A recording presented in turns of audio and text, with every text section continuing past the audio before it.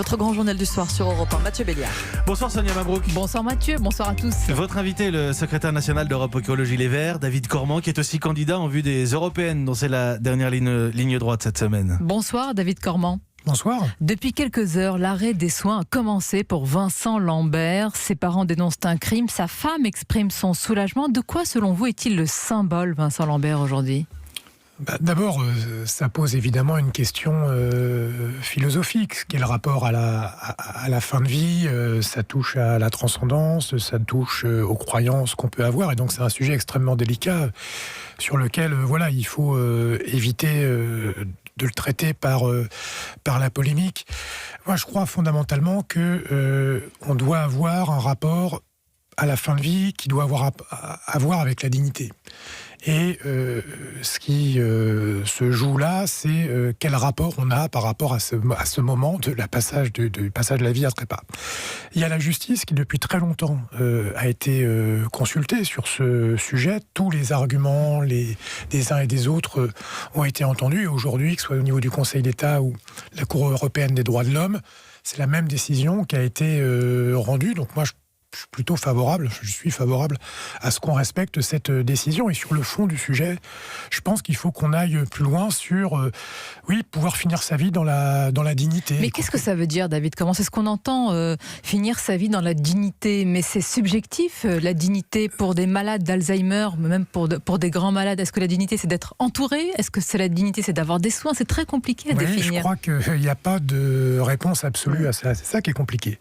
Ce que je pense néanmoins, c'est que la notion du choix et de la liberté de choix, elle doit être au cœur de l'autonomie des individus. Et sur une question aussi intime que la relation à la mort, je pense que la société doit pas avoir une emprise trop grande pour des raisons qui seraient idéologiques ou religieuses. Là où c'est compliqué, c'est quand les personnes sont pas en situation de pouvoir exprimer un choix. Et là, c'est pourquoi il y a des moyens de discussion avec les familles, avec les médecins, pour qu'il y ait un entourage précisément et que la décision qui paraisse la moins douloureuse soit prise. Vous avez dit au début de cet entretien, c'est une question qui devient philosophique. C'est intéressant. Elle n'est plus médicale.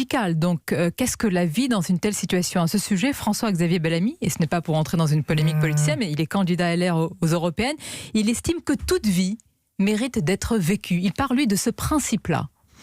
Oui, ça se discute. C'est-à-dire que c'est son point de vue. Dans l'absolu, c'est compliqué de le contester, mais quand vous avez des personnes, et vous savez que ça existe, y compris dans d'autres pays européens, ou des personnes qui sont touchées d'une maladie incurable, choisissent de mettre fin à leur jour, et aujourd'hui on ne peut pas le faire en France, elles doivent aller en Suisse, etc. Et donc, est-ce que toute vie mérite d'être vécue, y compris malgré la personne dans un contexte particulier dont on sait... À vous entendre, on voit bien que la situation est compliquée, voire inextricable, en tous les cas en France. Oui, mais après, sur ces sujets-là, il faut être respectueux des avis de tout le monde. Évidemment. Faut vraiment vous avez parlé d'Europe, c'est la dernière ligne droite avant le scrutin des européennes, et le moins que l'on puisse dire, David Cormand, c'est que cette campagne n'aura pas suscité d'intérêt auprès des citoyens, la faute en partie aux européennes, mais est-ce que vous-même, collectivement, vous vous sentez responsable d'un tel désintérêt ? Et une défiance même. Sans doute. Vous savez, on souffre d'un grand mal par rapport à la relation qu'on a en tant que citoyen et citoyen à l'Europe, c'est que on nous a trop dit, on pense trop que l'Europe sert à rien, que les parlementaires européens servent pas à grand chose, que ce qui se décide à l'Europe c'est loin de nous, alors que c'est un mensonge. Et s'il y a un argument qui peut convaincre peut-être les auditrices et les auditeurs de cela, c'est qu'aujourd'hui, il y a 705 parlementaires européens. Pour un parlementaire européen, il y a 45 lobbyistes. Les lobbyistes, c'est les salariés des grandes entreprises qui essayent de convaincre les élus de prendre des décisions dans leur intérêt. Si le Parlement européen n'avait aucun pouvoir, pensons-nous que ces multinationales dépenseraient autant d'argent pour avoir 45 lobbyistes de plus, qu'un parlementaire pour ça. En fait, il y a beaucoup de pouvoir au Parlement européen. Et on a la chance d'avoir une entité politique qui est l'Union européenne, extrêmement puissante, la plus puissante du monde. Et oui, c'est Beaucoup une de nos chance. citoyens ne voient pas comme une chance. Oui. C'est quand on est le premier marché du monde et la première économie du monde par rapport à d'autres secteurs Peut-être dans qu'il faut le le monde. rappeler un peu. C'est plutôt au départ une chance. Et on a la chance surtout d'avoir un contrôle démocratique sur cette entité. En Russie, c'est plus compliqué. Dans d'autres pays du monde, en Chine, c'est plus compliqué. Vous savez, ils sont rares, les candidats qui parlent du Parlement européen. Généralement, on nous parle d'un référendum pour ou contre Emmanuel Macron. Mais je vous pose la question. C'est la grande maladie de la démocratie française, qui est la Ve République, où toute la vie politique est arc-boutée, concentrée sur le choix du président tous les 5 ans et de le contester ou pas pendant 5 ans. Sauf que vous-même, dimanche, David Cormand, vous allez nous dire, si c'est la République En Marche qui est devant, que c'est Emmanuel Macron qui a remporté son défi, son pari. Et si c'est l'inverse, c'est Marine Le Pen. Non, je vais vous dire, dimanche soir, les premiers scores que je vais regarder, c'est celui de la participation. Et je pense que si la participation aussi faible qu'annoncée, j'aurais honte en tant que responsable politique de Donc le grand gagnant, c'est le parti de l'abstention. On verra dimanche. On verra dimanche. Mais si c'est ça, ça sera ma première réflexion. Et ma deuxième réflexion, ça sera le poids, quel que soit qui est devant, de l'extrême droite dans notre pays et en Europe. Et surtout, ce que je regarderai, c'est les résultats dans l'Union européenne. Vous savez, aujourd'hui, dans plein de pays européens, y compris les pays fondateurs puissants comme le Benelux, la Belgique, les Pays-Bas et en Allemagne, il y a une poussée verte extrêmement importante. Mais attendez, mais il y a un paradoxe justement, et vous avez raison de le souligner. Les Verts en Allemagne, ils sont devant les sociaux-démocrates. Ils sont puissants, ils sont installés. Ils sont d'ailleurs considérés même au centre droit du paysage politique, pas forcément comme les Verts. Enfin, ils ont effectué leur mue. Ils sont plutôt. À quand la mue des Verts français? On l'attend depuis tellement longtemps. Si on veut situer sur le truc gauche-droite, ils sont plutôt centre-gauche. Mais sur certains sujets, ils seraient d'extrême-gauche. Sur le rapport aux migrants, par exemple. Ils sont en tout cas puissants. Deuxième force politique, les Verts en Allemagne. Oui. Eh bien, qu'est-ce qui se passe? Il se passe qu'en Allemagne, c'est un scrutin proportionnel où on a l'habitude de voter et que son vote compte. C'est-à-dire qu'on vote avec le sourire, si j'ai envie de dire. C'est-à-dire que chaque voix compte et on envoie les gens. En France, c'est pas ça, ce que je disais sur la Ve République.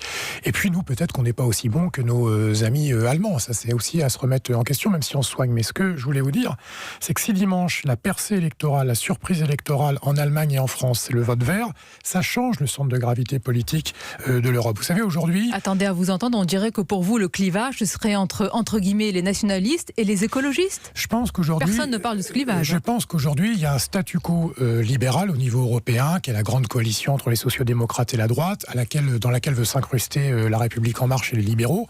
Or, je pense que les grands enjeux des temps qui viennent, c'est est-ce qu'on se laisse gagner par le côté obscur de la force, le côté brun de la force, ou est-ce qu'on donne une chance au côté clair, au côté vert de la force? Ah, vous êtes le camp du bien, le camp du clair, c'est ça? C'est tellement facile.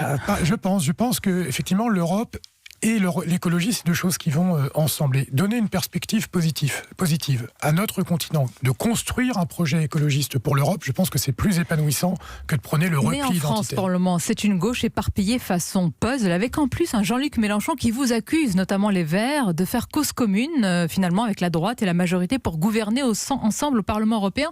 Clairement, est-ce que Yannick Jadot, votre candidat, a dit qu'il pourrait rejoindre une coalition au Parlement européen? Non, clairement non, mais vous savez, donc je vous réponds clairement à cette question-là, non. Et d'ailleurs, sachez que depuis les élections législatives européennes de 79, depuis 40 ans, c'est une coalition SPD, c'est-à-dire sociodémocrate droite qui gère l'Europe, y compris à l'époque où M. Mélenchon était membre du Parti socialiste.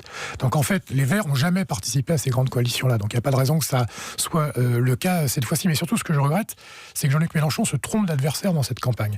Le problème, c'est pas les écolos, c'est pas l'écologie. Le problème, c'est la montée de l'extrême droite et à la limite. Mais vous savez qu'il veut régner sur la gauche. Je pense qu'il veut régner sur un cimetière. C'est donc un stratégie. Je pense qu'il veut régner sur un cimetière. Je pense qu'il se trompe. En tout cas, moi, je suis pas dans un duel avec Jean-Luc Mélenchon. Merci David Cormand. Je voulais vous poser une dernière question sur un rappeur accusé d'appeler à la haine contre la France et son pays, mais je me suis dit qu'on lui ferait de la publicité, donc pas de dernière question et je vous remercie d'avoir été notre invité ce soir. Merci à vous. Merci Sonia, il est 19h20.